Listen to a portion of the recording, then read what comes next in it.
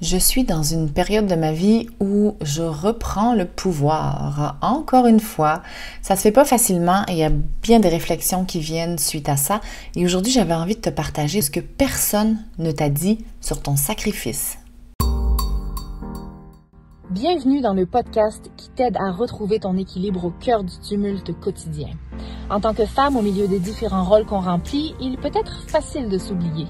De ce chaos qui nous fait souvent perdre pied, on renaît, on se transforme et on grandit. Je suis Vanessa Taglioli et je t'accompagne et t'inspire pour t'aider à te reconnecter à toi-même et à prendre soin de ton bien-être sans culpabilité. Prête? Alors écoute, inspire-toi et renais au milieu du chaos. Salut à toi! Je suis très ravie de te retrouver aujourd'hui dans un état, encore une fois, fébrile. Fébrile parce que je m'en vais dans exactement une semaine à Bali avec mon grand garçon. Et aussi parce que je reviens du salon de l'éveil. On a passé 2 jours là et l'énergie est tellement intense de plein de gens qui veulent s'éveiller. Donc, c'est vraiment, ça te met dans une espèce de fébrilité, d'excitation qui est extraordinaire. Et c'est aussi épuisant pour moi qui suis hypersensible, toute cette énergie justement, mais tout ce bruit, tous ces échanges aussi, d'être vraiment 2 jours pleins en échange avec plein de gens. Donc, au niveau des contacts que je me suis fait, des connexions, ça a été vraiment, vraiment magique. Donc, aujourd'hui, j'enregistre un épisode de podcast, mais après, ça va être quand même assez relax parce que je suis brûlée.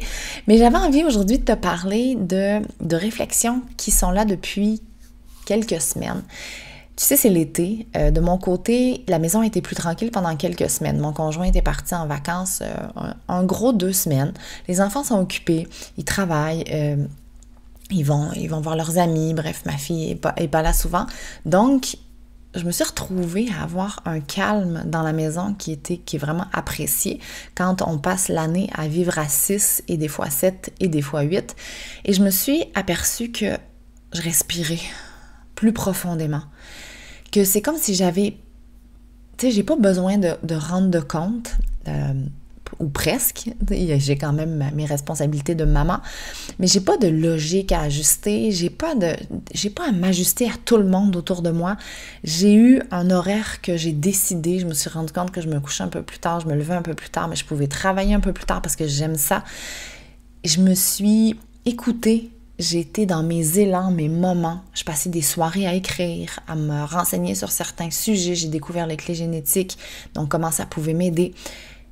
Et ça m'a fait prendre conscience à quel point, tout le temps, toute l'année, je me suradapte aux autres, à notre vie de famille, à quel point c'est épuisant.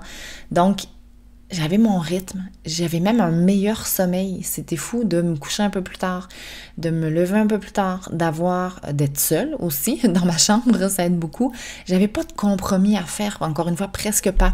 Quelques livres, mais c'est vraiment beaucoup plus simple. Là, je vois la rentrée qui approche, heureusement, je m'en vais quasiment tout le mois de septembre, mais je me suis rendu compte qu'on est vraiment, quand on est en pilote automatique tout au long de l'année, à répondre aux besoins de tout le monde, bien, on perd de vue ce qui nous fait du bien à nous. Et le corps, lui, finit par te ramener à l'ordre, en fait. Hein. Tu as de la fatigue, des tensions, de la frustration aussi qui paraît pas, mais qui ressort parfois sous forme d'humeur changeante. Et parfois, ça prend juste un petit pas vers toi pour que ça bascule. Et ce qui m'a sauté aux yeux, c'est que cette liberté-là, je me l'offre pas souvent à cause de ma réalité familiale et celle que beaucoup de femmes connaissent, c'est celui d'être indispensable. Ce rôle, généralement, tu l'as pas demandé. C'est-à-dire que c'est tellement ancré, en fait, ça vient de la culture, ça vient de ton éducation, mais tu l'as tellement intégré que tu vis avec sans t'en rendre compte. Tu es celle qui pense à tout, qui gère, qui assure, qui croit que si tu le fais pas, ben il y a personne qui va le faire. Et je suis là-dedans aussi, hein, c'est quelque chose qu'on doit déconstruire. En sociologie, on parle de charge mentale invisible. C'est le fait de penser à tout le temps pour tout le monde, puis même quand tu fais rien physiquement, en fait, ton cerveau, il travaille. Hein? Est-ce que je dois faire les commissions? Est-ce que j'ai répondu à tel courriel? Est-ce qu'il faut que je prenne rendez-vous pour le dentiste? Puis si tu as un moment où t'es en break, c'est tes enfants qui ont des demandes. Et cette charge, elle est invisible parce qu'elle se voit pas, mais elle est épuisante. Et la majorité du temps, presque toujours, elle repose sur les femmes. Parce que, comme je te disais, socialement, on est conditionné à anticiper, organiser, gérer, prendre soin. Et ce travail-là, il n'est pas reconnu. Il y a aussi, dans le rôle de la femme, celui de la gestionnaire émotionnelle. Celle qui va en fait détecter les tensions dans la famille, ou chez les personnes, qui va réguler certains conflits, qui va rassurer, calmer, soutenir.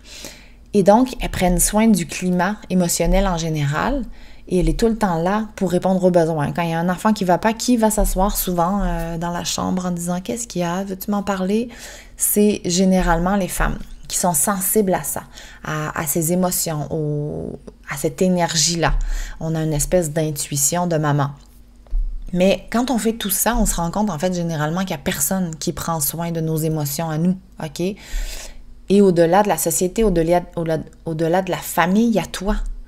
Est-ce que tu es en train de porter ce rôle-là ou est-ce que tu es en train de t'y accrocher? On en a déjà parlé dans les épisodes de podcast, mais des fois, on a dans un intérêt inconscient des gains à s'y accrocher.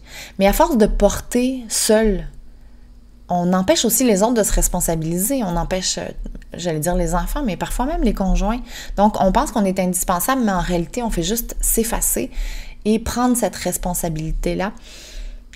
Et ce rôle-là, en fait, nourrit généralement un piège, si je peux l'appeler comme ça, qui est encore plus discret, plus subtil, et c'est celui des attentes invisibles. Ces attentes, elles viennent de l'extérieur. Généralement, comme on l'a dit, c'est tellement intégré. La société nous met beaucoup de pression. Je dois être une bonne mère, je dois être agréable, disponible, parfaite. Mais elles sont tellement acquises qu'elles sont même plus questionnées. Tu les questionnes plus. On le fait parce qu'on doit le faire. Et il y a une étude aussi sur la charge mentale elle a été menée par l'Université Laval qui montre que les femmes disent manquer de temps pour elles, mais ont souvent intégré le modèle qui les en empêche. C'est contradictoire, hein? Donc, on anticipe les besoins, on devine, et surtout, on ne dit pas quand ça ne fonctionne plus. On ne le dit pas parce qu'on n'en prend même pas conscience, tellement, justement, c'est intégré, intériorisé, on ne s'en rend pas compte. Et il faut savoir qu'on parlait d'attente invisible, c'est aussi que quand on sert tout le temps, quand on est dans ces attentes-là, les autres s'habituent. Moi, je parle de contrat relationnel. Donc, on signe un contrat.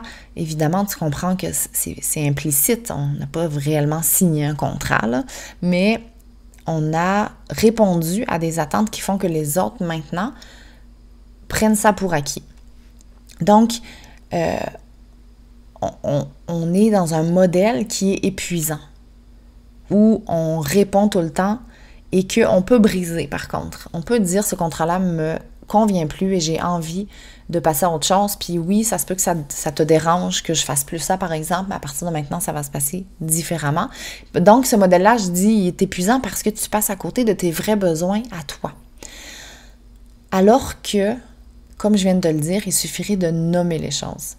Dire, ce soir, je peux pas. Ou, ça, je ne l'accepte plus. Donc, pas juste ce soir, mais j'ai plus envie de faire ça. Ou même, j'ai besoin d'aide. Et quand tu poses ces mots-là, ben, tu ouvres la porte à autre chose, ok? Quelque chose qui est un peu plus, qui est plus doux pour toi, qui est plus vrai, qui est plus toi, en fait. Puis c'est ça que je me suis rendu compte, que ça me permettait d'être moi. Je disais à une amie que ses filles sont grandes, elle est toute seule à la maison. Je le disais aussi à ma maman qui est toute seule maintenant.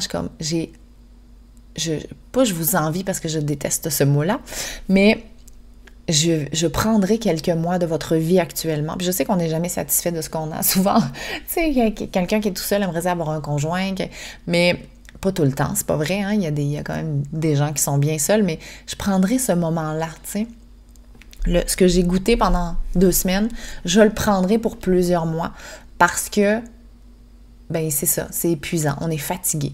Et t'as pas besoin de vivre un grand renversement, t'as pas besoin d'abandonner tes enfants, t'as pas besoin de quitter ton conjoint, de vendre ta maison, tu sais, t'as pas besoin de fuir, mais choisir ce qui te fait du bien, mettre tes limites, arrêter de jouer un rôle qui t'épuise, juste prendre un instant qui est cohérent avec ta vérité à toi.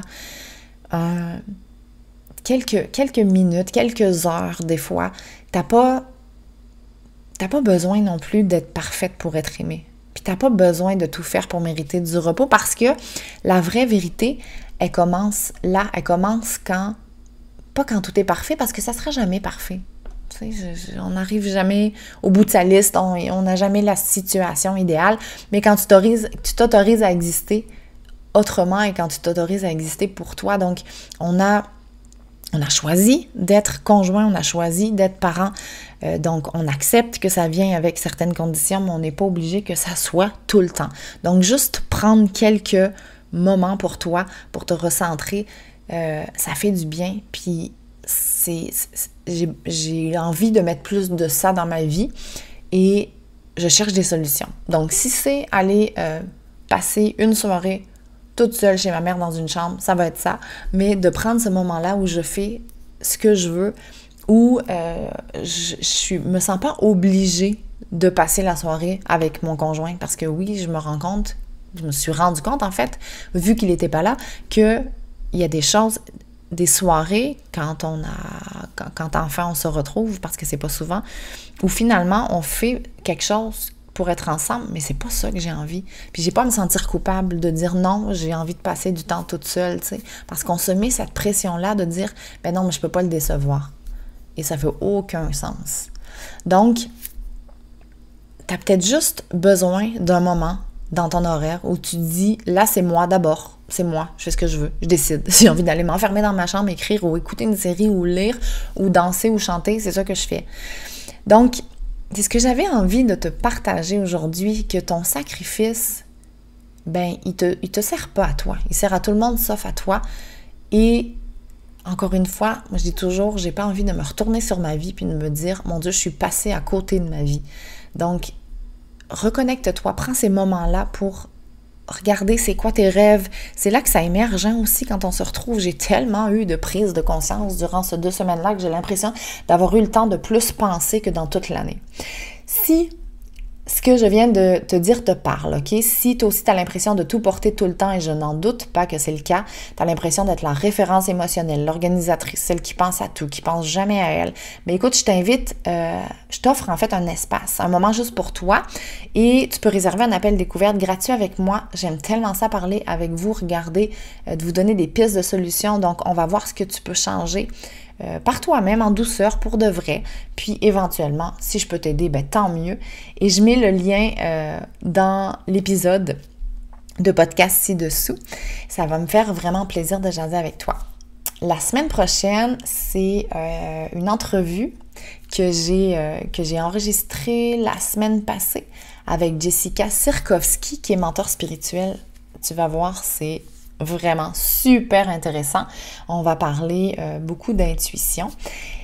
Et l'épisode d'après sera enregistré à Bali, donc j'ai très très hâte. Écoute, je te souhaite une merveilleuse journée. J'ai bien hâte de jaser avec toi. J'ai rencontré en fin de semaine, j'ai croisé quand même pas mal de monde qui sont venus nous rejoindre. Fait que c'est toujours le fun de venir se connecter en vrai. Alors, à défaut de le faire en présentiel, ben écoute, prends rendez-vous puis on va pouvoir jaser ensemble. Voilà, je te souhaite une belle semaine. Ciao! Si cet épisode t'a plu, abonne-toi, laisse un 5 étoiles ou prends quelques secondes pour rédiger un avis sur ton application de podcast préférée. C'est grâce à toi que je vais pouvoir faire rayonner le podcast. Merci 1000 fois.